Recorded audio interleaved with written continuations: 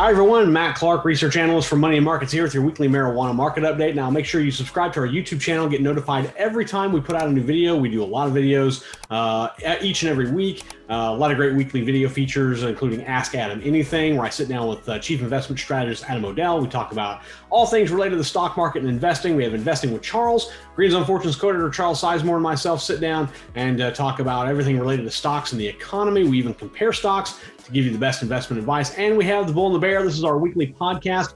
I show you the trends and analysis that moves the market. All these are series are on our YouTube channel. Plus, we're looking at adding new weekly series. We want to make sure you check back and find out more about what we have in store. I do want to also make sure you check out our premium investment service, Green Zone Fortunes.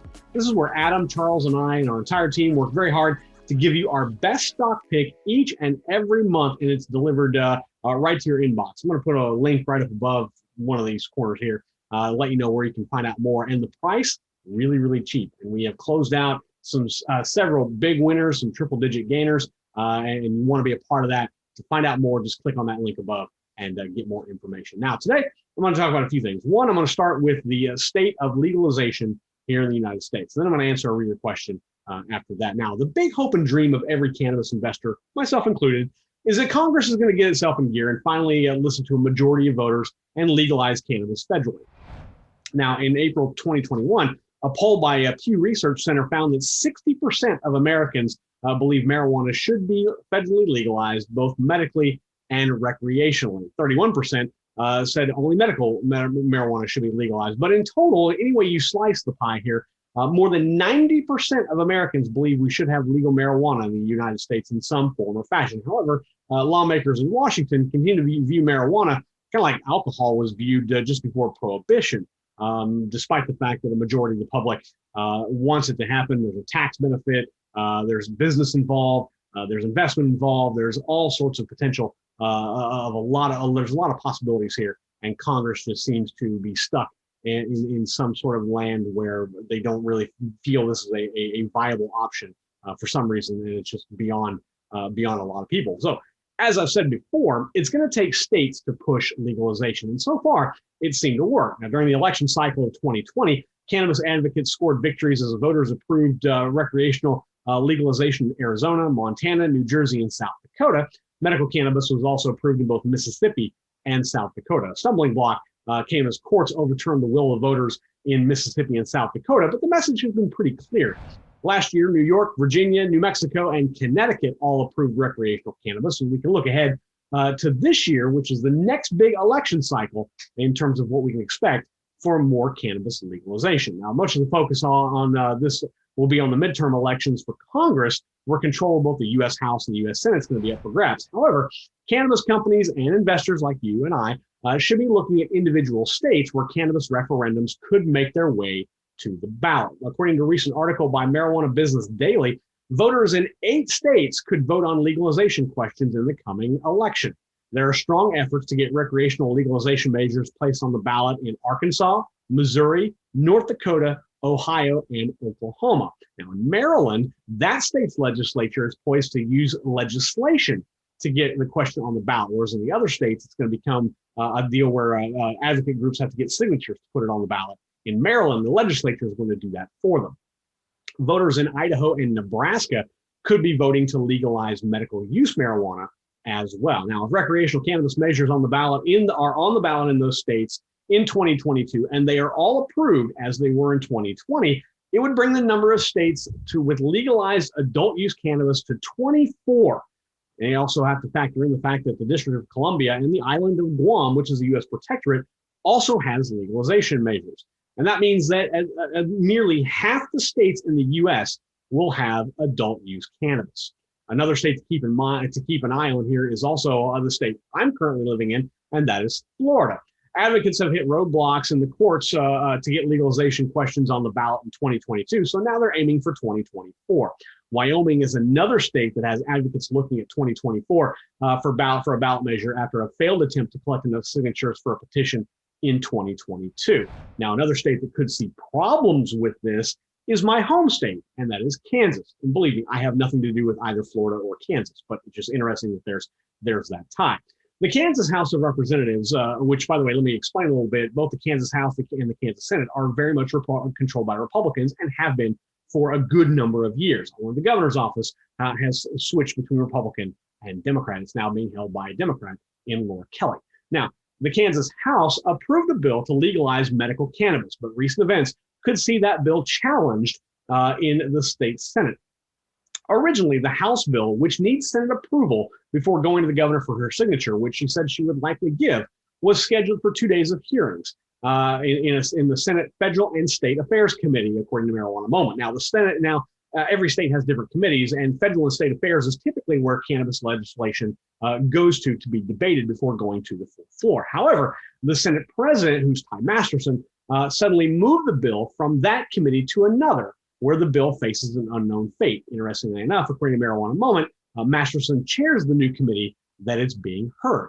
It could mean legalization in Kansas may have to be done a different way, either through the filing of bills, again, in both chambers, where both bills file the same bill, they move through, they don't require any type of a conference committee to work out any differences, and then once they're both approved, they go on to the governor. Another is going to be a ballot measure, and this is where voters would have the opportunity to vote on whether to legalize cannabis. Democrats in the state have said they will be doing that for both medical and adult use, very similar to what South Dakota did in 2020. Now, if measures are approved in both Missouri and Oklahoma, which it's a good possibility they will, Kansas would face a very similar situation to that of New York.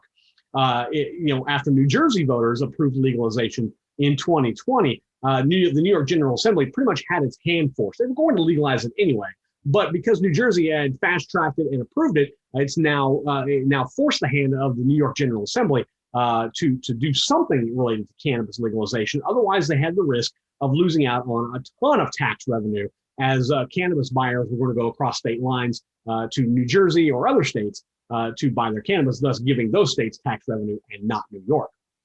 The bottom line here is that it's going to be up to the states here to continue to lead the charge in cannabis legalization, because the federal government appears to be not wanting to do much of anything in this regard. They'll talk a good game, but at the end of the day, it's not a priority with them. They're not going to approve it anytime soon, whether it needs to be or not, and it's just going to kind of hang in limbo for a while if we're relying on Congress.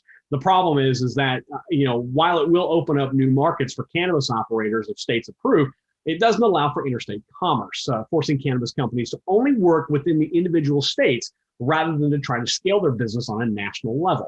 And until banking reform is passed on the federal level, which again, that's something else that seems to be kind of iffy right now in Washington, even scaling on the states on a state level, while it is doable for a lot of cannabis operators, is still going to present some challenges for smaller cannabis operators. So now let me get to a reader question. Gary emailed me recently at feedback@moneymarkets.com, and he said, I could shoot myself for not trusting my first instinct, which was cannabis. I'm assuming he means by investing in cannabis. But I bought gold and silver instead. Interesting that you would choose gold and silver over cannabis, but hey, it's your investment strategy. Do what you want. I would like to buy a good cannabis stock or two. Any suggestions regarding a trade would be much appreciated. Thanks. Well, Gary, thank you for your email. We're going to reach out to you and get you set up with some free money and markets gear for submitting that question and us using it, like doing a t-shirt like what I have on here, a sweatshirt, maybe a hat, some other things as well. So watch out for your inbox, and we'll try to get your contact information. Now, the answer to your question is a bit tricky. While I can't advise you on your specific portfolio, I'm not allowed to do that. What I can do is kind of point you in a direction of where you could look for potential cannabis investment. One thing to keep in mind here is that the market is currently very volatile. Cannabis has always been volatile. It just seems to be more so of late. The broader market is down as I record this today, and cannabis stocks have faced some significant headwinds since reaching highs back in February of 2021. Now, there's a lot of small, low-priced over-the-counter stocks out there, but be careful. A lot of these are very thinly traded and won't likely provide much, if anything, in the way of gains. And it's easy to think of these kinds of stocks that could produce the cannabis version of an IBM or an Amazon, which when they came on the market were very, very inexpensive, and then all of a sudden have blossomed into large valuations that have made initial investors billions of dollars. But with the state of cannabis in the US, that's not likely to happen anytime soon. That said, you don't necessarily have to aim for higher price equities either, because they don't necessarily perform as well either. If you understand our greens and rating system, which you can use for free on moneymarkets.com, you know that one of our factors is size. And it's been proven that larger companies don't necessarily provide the size of gains that smaller companies do. So it's just one thing to keep in mind. But if you are looking to break into the cannabis market, I would start with a few ideas. One, look at a cannabis ETF. There are a few cannabis exchange traded funds that invest in several different cannabis companies, so the ETF shareholders don't have to. Some tickers you can look at include MSOS, MJ, YOLO or YOLO, POTX, POTX, CNBS, THCX, and TOKE. Those are all cannabis ETFs that have a basket of cannabis companies in their ETF portfolio. The benefit here is diversification, plus ETFs pay out dividends to shareholders. You could also explore REITs. These real estate investment trusts are basically companies that own and operate real estate that's used for specific sectors, including cannabis. Now, within the cannabis space, you have IIPR, you have NLCP, AFCG, and PW. Those are tickers you can look at there. These are REITs that are performed a bit better than traditional cannabis stocks. I talked about that in a previous update that I'll share with you. These REITs also, like ETFs, pay dividends to their shareholders. And then finally, you have individual cannabis stocks. So if ETFs or REITs don't really interest you, then you're left looking for individual cannabis stocks. Now, consider that currently most cannabis stocks move in lockstep with each other, and the entire market is pretty much waiting on a big headline to push it forward. Anytime we see something big with one company that has done well with earnings, say Truly, then we start to see all other cannabis companies start to move upwards, and then they pare back down again. So when one company has a great headline, the other cannabis companies, cannabis stocks in the sector move forward. When they have a bad headline, they tend to move down, and they all kind of move together. But if you're looking at individual stocks, multi-state operators or MSOs would probably be a likely place to start if you want to keep things pretty simple. So Gary, there's really no easy way to answer your question, but if you do have some options, to get started. If you find something that interests you, I would encourage you, if you want to, email me, and I'd be happy to give you some analysis or comparison in one of my future updates. So just do that, and I'm more than happy to take a look at what you might be looking at. Plus, you can also check out some of our other marijuana market updates that we've done in the past, and maybe you'll see some comparisons there that might help you as well. Again, thank you for your email, and remember, we're going to reach out to you and get you set up with some free money in markets gear for submitting your question and for us using it. If anyone out there has a question about a cannabis stock or the broader cannabis market, email me. That email address is feedback@moneyinmarkets.com. We'll put that address right down there. Or you can comment below here on our YouTube channel.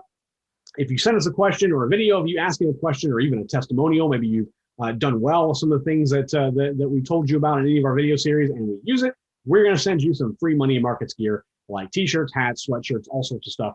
We're going to get you hooked up with that. Also, don't forget about all the great content we do have on our YouTube channel. It is the best investment insight, and it is yours for free. Myself, Charles Sizemore, and Adam Odell. We love doing it.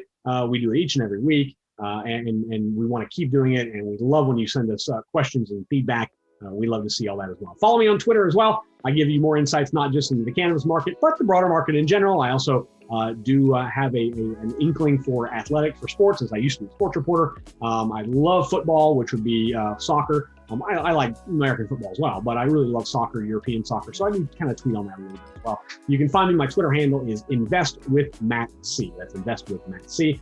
Thank you to each and every one of you who watch our videos each and every week. We do it because we want to give you the best insights, not just into cannabis, but into the broader investing market. It's a rough and tumble world out there, and we want to be there to help point you in the right direction and help you grow your portfolio. Check out moneymarkets.com each and every day.